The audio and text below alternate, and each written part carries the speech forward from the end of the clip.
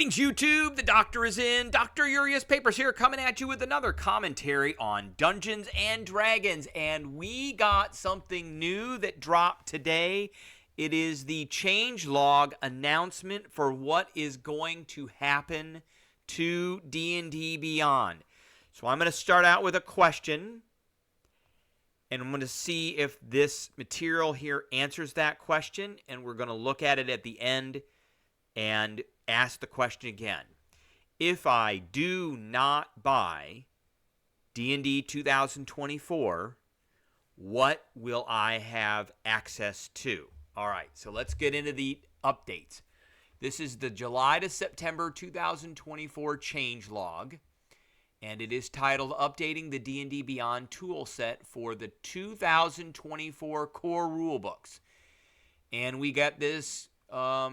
They say and state the 2024 Core Rulebooks revised 5th edition Dungeons & Dragons, updating everything from the base classes to spells to monster stat blocks. So base classes and spells are going to be found in the player's handbook. Monster stat blocks are going to be found in the new monster manual. Magic items should be found as they are right now in the Dungeon Master's Guide. As the official digital tool set for the game, D&D Beyond is undergoing updates so that you can jump into play as soon as the new core rule books become available. So these updates kick off alongside the launch of early access for the 2024 Player's Handbook and will continue even after the release of the 2024 Monster Manual, because they've got to update the site for that Monster Manual. So what is not changing? So they say access to the 2014 rules and homebrew.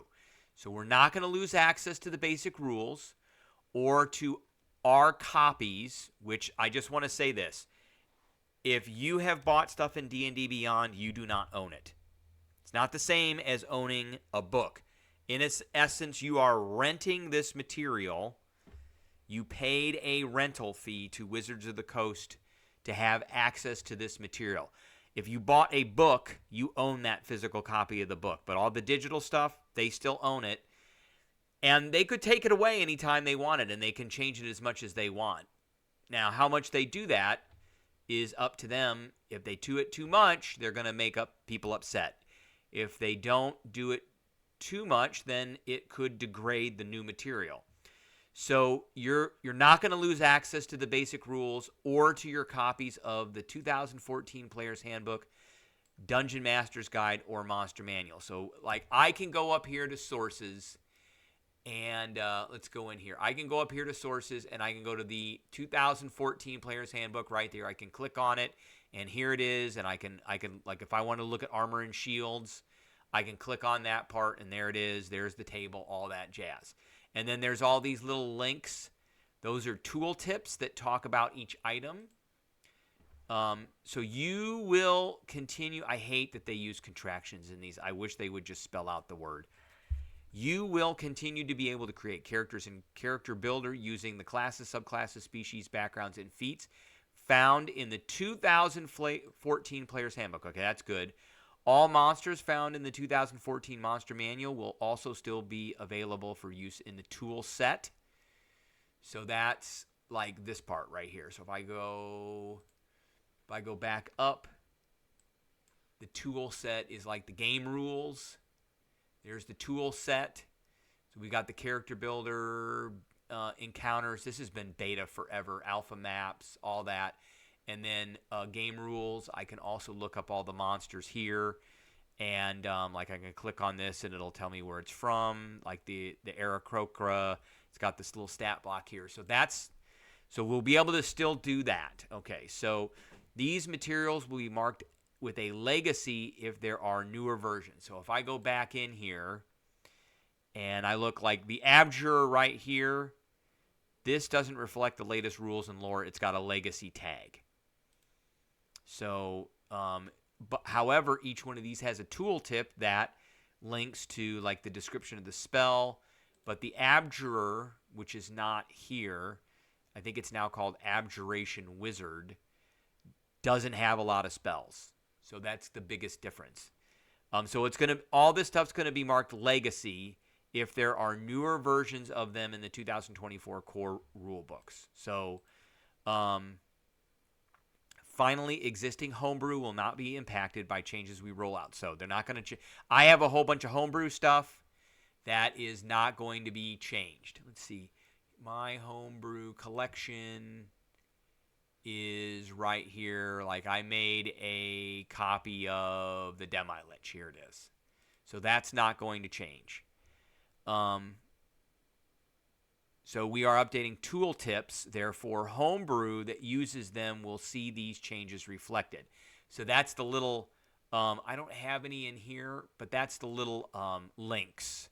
So again, if I open this one up, there really isn't one in here. Perception has one. So there's a tooltip right there. It opens up the little link to the description of the thing. So those are going to be changed to the 2024 version. So again, my question is going to be, if I don't buy access to the 2024, when I put my cursor over the tooltip, is it not going to say anything at all? Or is it going to say something even though I didn't buy the 2024? So we are updating tooltips, and therefore homebrew that uses them will see these changes reflected. What is a legacy badge? Indicates material that does not follow the current rules. For example, when the Goliath was updated in Mordenkainen's Monsters of the Multiverse, its former version and Elemental Evil player's companion received a legacy badge. So if we go to that, so Elemental Evil players, we go to sources here. Oh, that guide's not actually up there. That's a guide that came with the adventure. So when the 2024 Player's Handbook releases, the Goliath from Monsters of the Multiverse will also receive a legacy badge because they're going to include the Goliath in the 2024 Player's Handbook. Although certain material for Monsters of the Multiverse will receive a legacy badge, the book itself is not considered a legacy product. So certain material is going to get the badge. Certain material will not get the badge because not everything in this book is going to be changed. Only stuff that is changed over into the new books is going to get the legacy badge. Making old material with a legacy badge, starting with the 2024 Player's Handbook and continuing through the release of the Monster Manual, will be updating game rules to flag older material. The following materials from the 2014 core rule books will not be updated and will instead receive the legacy badge. Classes, subclasses that have a new version, species, which is races, backgrounds, feats, and monsters. Following materials will not be updated and will receive the legacy badge. I think they've got, I don't really know what this is. I guess they're showing, these must be the new versions, and these must be the that's the legacy version. So that's I guess how that's going to look. So the druid will either be there or it'll be down here as a legacy. So updating tooltips and game materials in the tool set. So the tool set, again, there's tools and we got game rules.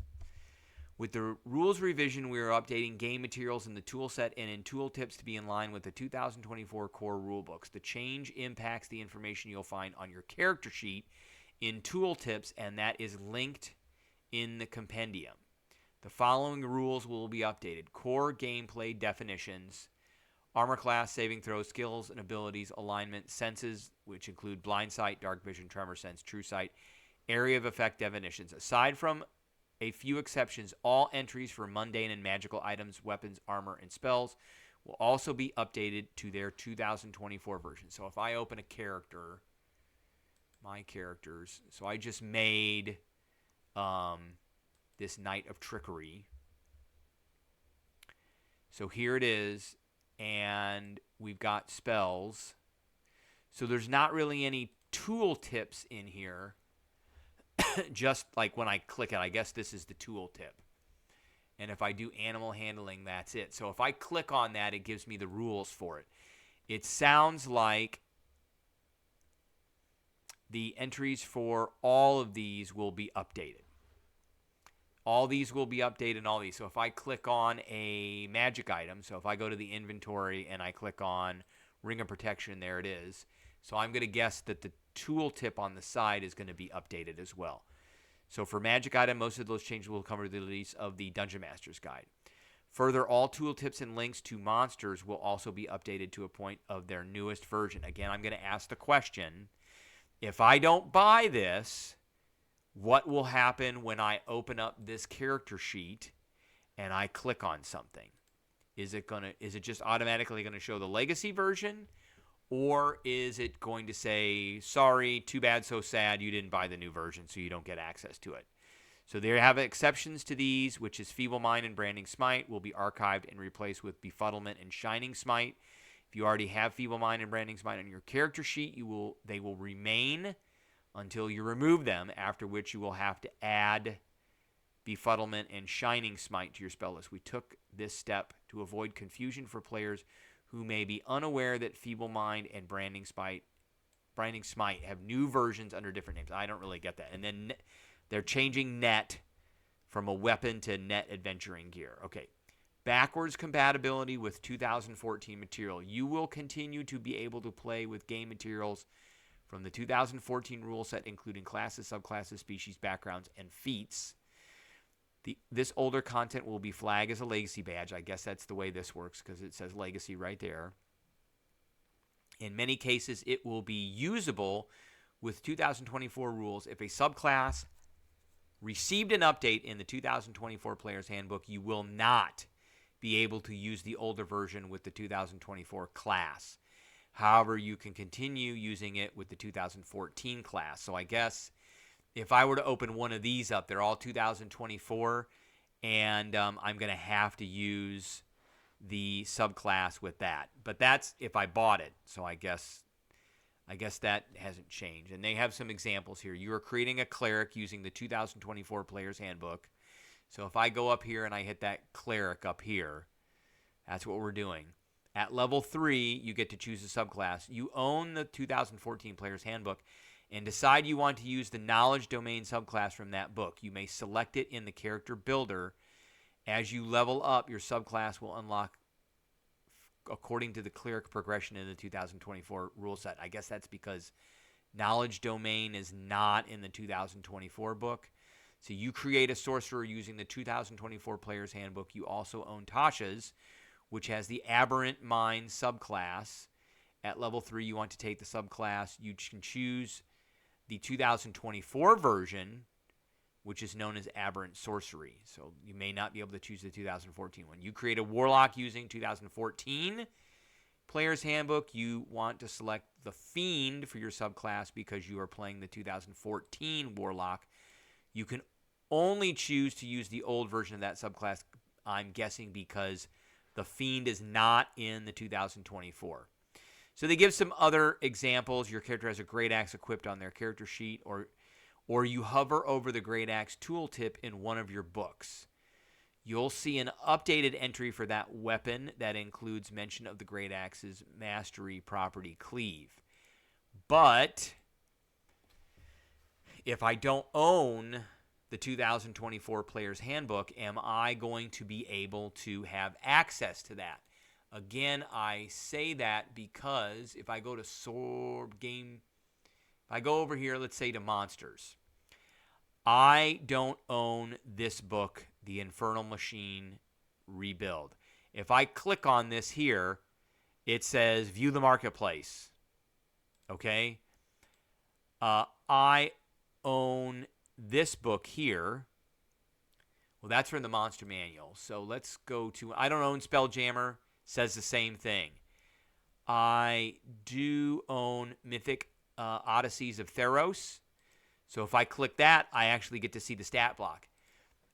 With this Great Axe, if I don't own the 2024 Player's Handbook and I click on Great Axe, am I going to go to a page that says buy the 2024 Handbook? And it won't give me access to what the property means. So you want to reference rules for exhaustion, which were overhauled in the 2024. When you navigate to conditions on your character sheet and click the entry for exhaustion, you'll see new rules for the condition, not the 2014 version. So, again, I've got that question, and they got a couple other examples here. What if I want to use the 2014 version of a spell or magic item? If you wish to use an old version of a magic item or spell that has been replaced, you will need to create a homebrew copy, which is a pain. That means you're going to have to make it yourself and enable homebrew content on your character sheet. Yeah, you're going to have to make it yourself and then dump it into your character sheet. It is not possible to create homebrew versions of mundane equipment. However, the only significant change to weapons is the addition of mastery properties. And then they've got some updates to monster stat blocks, which we can see here. So the monster manual's not done yet, but we've got updates to these stat blocks. And so they tell us they've changed. Like they used to write out armor class, now it's AC. There's an initiative block here. They used to write out hit points, it's HP. I don't know why it's lower now, but it's lower. The stat blocks look different, and they come with a saving throw. I don't know why they bothered to do that. Maybe people were getting confused because they didn't see saves on this sheet. In the old sheets, only the saving throws that the monsters were proficient in appeared on the sheet. But, I mean, obviously this one is not proficient in anything, so it's exactly the same thing as its modifiers. And then pretty much all the rest of the stuff is the same. It doesn't have keen hearing anymore. I don't know why they took that off. But this is what the monster blocks are going to look like, and they kind of go through that. And then updates to the character builder and character sheet. So the 2024 Player's Handbook streamlines the steps to creating a character and updates the character sheet. The character builder and digital character sheet are being updated to reflect these changes as well as changes in the game. This has not changed yet, by the way. So this is the way it looks right now. And this is the way it's going to look. It's going to go class, background, species, abilities, equipment, and then what's next. Right now it goes race, class, abilities, description, equipment. And then update to sources and book categorization. In the home tab of the character builder, you can already enable and disable game material under the section. So this is in the home tab right here. Game materials from other sources, such as Tasha's, so expanded rules, and legacy. So there's a legacy tab. There's expanded books, or expanded rules, and legacy tab. Those two things are new. And then homebrew. So before they had them like written out, like some of them were automatic, and then you had to buy special ones like Dragonlance and Eberron, and they had them in here, and you could click them on or off. I don't think these have changed. These all look pretty much the same. This is all non-WotC content. So the game materials from the 2014 core rule book, whose 2024 counterparts have been released. This category also includes other non-content, such as One Grung Above. Homebrew and each third-party source, such as Critical Role and Humblewood, will continue to have their own on-off switches. And a quick note on the basic rules. The basic rules technically fall under the legacy category in the character builder, but you may notice that they're updating the primary sources of material to reflect the books they come from. This is a change in data structuring on our end. It doesn't impact the new rules. And there's some change in terminology, species, subrace, variant race. These are changing to species, and then variant species. They've changed some of the name. I guess they changed to some of the names just to change the names. All right, that is pretty much it. Again, I'm going to ask the question, if I didn't buy the 2024 Player's Handbook, what am I going to see in this update? Am I going to see this, or am I going to see this? That's the really important one. If I click on this, it's going to take me to a advertisement for the Infernal Machine. If I click on the Aberrant Overlord, which I own, Mythic Odysseys, I will go to the actual page. So what is going to happen with that? That's my question. All right, that is what I got for everybody today. I appreciate everybody tuning in, and I will catch everybody later.